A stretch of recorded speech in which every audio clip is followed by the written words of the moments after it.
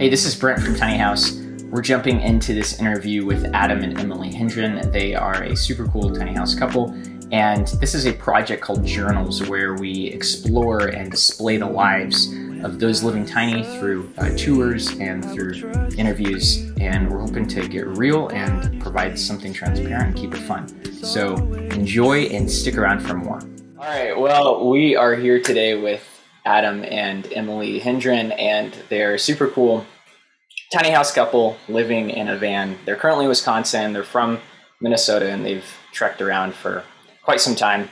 And we're going to hear a little bit from them, just a little intro, and then we'll jump to a video of their house, a tour video, and then we're going to hear a little bit more about marriage and some other cool things. So why don't you guys tell a little bit about yourselves? Yeah. So like Brent said, we're Adam and Emily. We have been on the road for about seven months now. We're currently in Wisconsin, but have hopped all over the West Coast. We love this tiny life.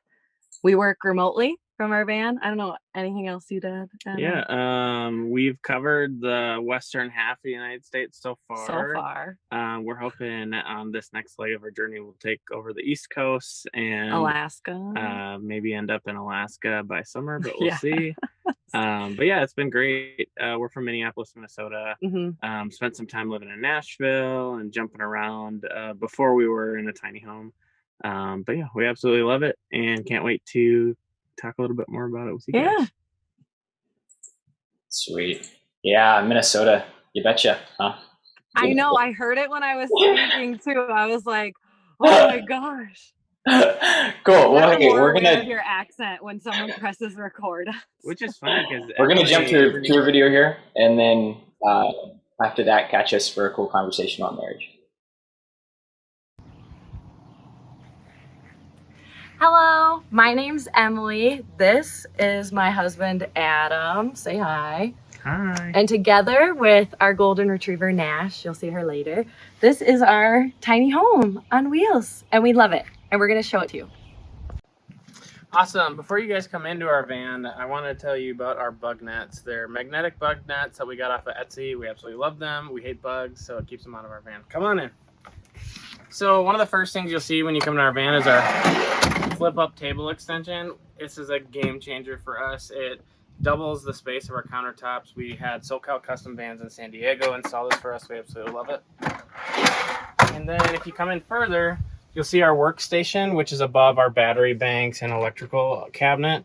We absolutely love this space. Emily and I both work full-time jobs, so we need two different spaces to be able to work from. Underneath, you'll see we have three 100 amp hour batteries and our solar charger and everything that makes our house have electricity is in here. Up above, we have what's called a Fresair evaporative cooler. It is a 12 volt unit that is an absolute game changer. Look it up. It's not a traditional AC unit, and it helps save your battery bank like no other. Great in non-humid climates like the Southwest, but places like that are more humid, it's not as effective. We absolutely loved our green curtain here. We put it on a flexible curtain rod because we wanted to be able to separate our workstations from each other. So I could pull this thing around and I have my own separate workstation from here. And if Emily's on a video call like we both are all the time, it helps us separate all the noise. All right, this area right here is our kitchen and bathroom area. Usually kitchen and bathrooms aren't this close, but this is van life. So this right here is our bathroom shower area. We have this beautiful self-cleaning door right here.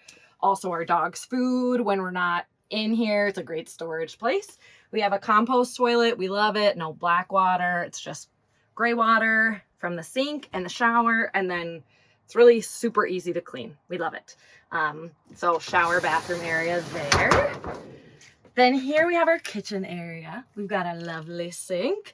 We have lovely butcher block as well, which Adam talked about. That flip up, which is amazing. And then we've got a little cutting board here over the sink, which is really great, especially when you're trying to hide dirty dishes, because in a van you have to clean your dishes all the time, and it's just fun to hide them sometimes rather than clean them. And you'll see right here, we've got like hooks everywhere. It's really nice just to hang our keys, hang bags full of clothes, groceries, hats. This is Nash's strawberry leash. It's very cute. We hang that there. And then right here, we've got some awesome food storage. This isn't as packed as it usually is because right now we're hanging out with some family for the 4th of July. So they've got us stacked with a bunch of food from them, which is really nice. Almost forgot the fridge. Our fridge is right here. We opted for a larger fridge than some of our other van friends we know have. We just wanted to have lots of space. Not a lot in here. We've got some pickles and relish. So apparently right now we're just feeling the pickles, but it's good. And then we've got some storage under here as well. Storage is really everything in this space. Next we'll show you like the closet and bed area. One of our favorite parts of our van is our Max Air fan. It helps us get new air into the van, fresh air into the van, which works really great when we have these 2 windows in the back. There are C.R. Lawrence T-vented windows. When those are open, we get a really great cross breeze with fresh air and helps a lot on those really hot nights. Also, we have our closet here. If you open that up, Emily and I keep about 14 days of a wardrobe in the van.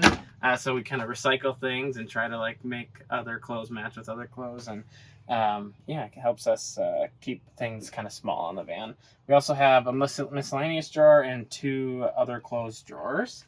On this side here, we have a shelf and an S-bar heater. Absolutely amazing in the cold climates, keeps us warm. It also has a fan function on those hot days and keeps fresh air also coming in the van. We have upper cabinets back here, which is just for more miscellaneous items. Like Emily mentioned here, we have food in this area. Our bed is not a permanent bed. It is a system where it will pop up and we'll use a mount to have our table up, and it drops back down in the bed when we need it as a bed. And some people have different opinions about what they like in their van in terms of a bed, and I think that's something you will definitely get an understanding for after you live in a van. But yeah, we absolutely love it. All right, so some just little things to make our van feel like home because we're on the road a lot, so it's nice to have some things that ground us. We have this little photo thing. It might not seem like a lot to some people, but it's really fun. We have photos from our wedding, photos from vacations we've taken with friends, and that helps us keep, you know, a little bit of our friends and family on the road with us, which is really nice. Also, I have to mention we have some art by our 3-year-old cousin, which is lovely. Thank you, Ella. We also collect postcards from like all of the national parks or state parks we go to kind of help spruce the place up and make it feel a little fun. One of the other things is we do have a little piece of art from our cousin Ellen as well. Thank you, Ellen, for this piece of art. Again, just making it feel like home and fun and beautiful. So yeah, that's one of the fun parts about our van. So some of the fun gadgets that I absolutely love in the van are right here. On this left-hand side, we have a thermometer and hydrometer, which will tell us how hot it is in the van. It also tells us how humid the van is, and it's actually Wi-Fi enabled. So I can be, you know, on the other side of the world, and as long as the van has a connection to Wi-Fi and I do, or to the internet, then we will be able to know how hot it is in the van and how humid it is. Absolute must. You don't want to, you know, die of carbon monoxide poisoning. Have to have one of these in your van for sure. Max Air fan control and our lights, which are awesome. They're dimmable, and we absolutely love it. This used to be our twinkle lights that we had until Emily accidentally ripped them out and broke them. But we absolutely love it. If you look over here, this is a spinner that was made of a couple pop cans. So my grandpa actually used to make these when he was out on the road. And he would just make them for people and give them to them. He was a super inventive man and absolutely loved life on the road. He would go with my grandma to a bunch of places after they retired. And he passed away, so we decided to bring one with us and have a little memory of George. So we absolutely love that.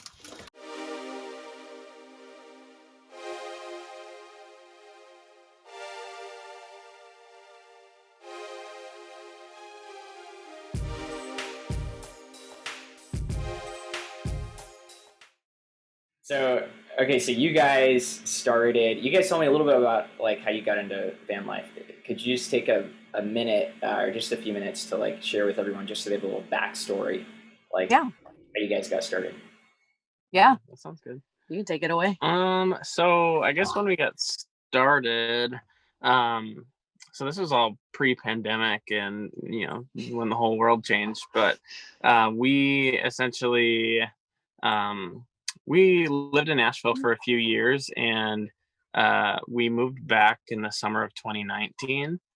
Back to Minnesota. Back to Minneapolis, Minnesota in the summer of 2019. And it was like 2019 was like the year of all years for us and our family in terms of like just kind of crazy stuff happening. Health stuff. Yeah. My dad fell off a ladder and had some health issues with that. I ruptured my Achilles tendon playing basketball with some buddies. And it was a really hard time for us. And I think that especially for us in our marriage, like we had never had to take on things like that ever before, or even with each other. Emily taking care of me when I had to go through surgery and recover on a pretty long recovery road on an Achilles tendon. And from that point on, we kind of just kept feeling like, man, like so many things in life are not predictable. So many things are not a given. You really have to make the most out of life, and that probably sounds a little cliche, but really, like, it's so easy to walk through life without really living, I guess, like it, or not, you kind of take for granted the day-to-day. Like our mobility, like when he couldn't walk for like 3 months, we were like, oh my gosh, we take for granted our ability to like get up every day and not have any challenges with getting out of bed. So that happened in October of 2019, and we're going into the winter, and Minneapolis winter is no joke, right? It's our first winter back from Nashville. It's crazy cold, and I'm like injured, basically immobile, and like had to be inside most all the winter because of my injury. And that kind of just like sunk in on us, and we were like, man, I don't know that we can do that. I don't know that we can do Minnesota winters anymore. Even fully mobile, it's just it's a lot. Yeah, it's a lot. And we don't have the ability to be active, and I needed that ability to be able to keep up with my injury and make sure that it's healing and make sure that we're getting exercise and doing the things we need to do. Granted, I'm not the best at doing that, but put in a if you can put yourself in an environment where you're more apt or more likely to do those things, that's what we were kind of looking for, trying to figure out. And so recovery that next year. Well, so for a while before this, Adam had been like looking at van life stuff, like all over Instagram, YouTube, like he'd been looking for years, and I kind of was like, yeah, maybe someday, that kind of thing that we all do, maybe someday. And so then all this stuff happened. We had some other things going on, and I was like, okay, we just need to write this down. Like, when do we want to do this? Like, let's put it in a journal. I have the journal like in here. Let's write down like our goals. And we said maybe within the next 5 years. Again, this was all before like COVID and everything. Let's write it down. We were outside. It was like a little bit nicer out, and we were on our hammock. I think it was finally past like the brutalest of winter. And we wrote down van life in 5 years or whatever. And then everything happened, and we were like, no, we actually want to do this now. Like COVID happened, everything shut down. And we're like, actually, rather than 5 years, both of our jobs are now fully remote. Like, let's just do this. So it was a dream he had for a long time. And then some things in life kind of nudged us closer to it, and then really just shoved us into it. And then I was the one who said, let's just do it. Let's sell all of our stuff. Like, we didn't own a house. We were renting. I was like, let's do it. And he's then looking at me like, what? Slow down. So he'd been the one this whole time. Let's do it. Let's do it. Let's do it. And then I finally was like, yeah. So so we decided and I found a builder off of Instagram actually, called Midwest Adventure Builds. Mhm. And what kind of drew me to them is they were actually building a van with like one accessory that I like needed to have in a van. I really wanted to have in a van. It was like it's a Frezer AC unit. And I'm like, oh my gosh, this is the only way to be off grid and have an AC unit. So that was kind of the thing that got me to find them. Really great people. Super nice. A brand new company. We were actually their first build. So they started building the van for themselves, right? And I was like, hey, like, any chance you guys found a buyer for that or anything? And he's like, no, we were gonna build it for ourselves, but I could be convinced to sell it. So we just kind of like Adam convinced him. That's what started the whole conversation. And so they were building it for a few months, and they had a lot of it done for the most part, but we got to kind of speak into some of the other things, some of the last final touches and details that we wanted. And then we got the van by August, so it was pretty quick. If you don't mind sharing, what's the rough price range you guys spent on that? Because I know a lot of questions are like, what's real? I mean, you don't have to give an exact amount, but just kind of a rough idea. We're pretty open about finances and stuff like that. And so this isn't the case now. I'm pretty sure, like, because of the market right now, we could probably we got it like right before the pricing got super high. Now this is probably high and some people's opinion, especially if you built your own van, but keep in mind we didn't build it ourselves. So the van itself was around 30. And it's a 2019 Ram Promaster 159 wheelbase. Gosh, don't eat that plant. Come here now. And the build out was around 45.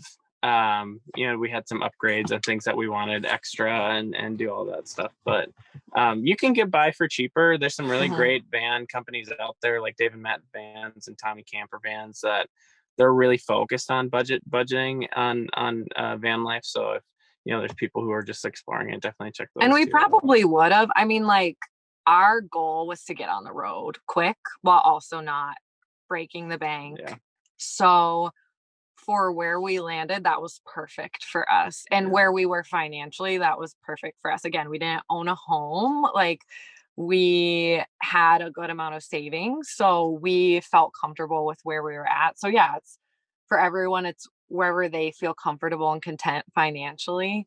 And for us, like, with having the means to be able to do it and wanting to hit the road quickly rather than waiting a couple years for either ourselves to build it out or someone else, we're so happy. We are fortunate to be at the point where we don't think about that because we really do so much with this van. We've seen so much that we're not like, oh my gosh, what we spent on it. Like, it's given us so much life, so much more than if we spent this amount of money on a home, right? And like never went anywhere, which we couldn't get a home for this amount of money anyway. So it's been awesome. It's been great. So it's like probably about 75 roughly was what roughly. You guys. Okay. Nice. That's not terrible. I mean, when you think about, like what you said, like what a home costs, and these days, you're pulling a mortgage on most homes, and you can't pick up your home and travel across the states with it. But you can with your home, Yeah, exactly. We could get any kind of lakeside property, oceanside property, Grand Canyon side property. So it's pretty nice.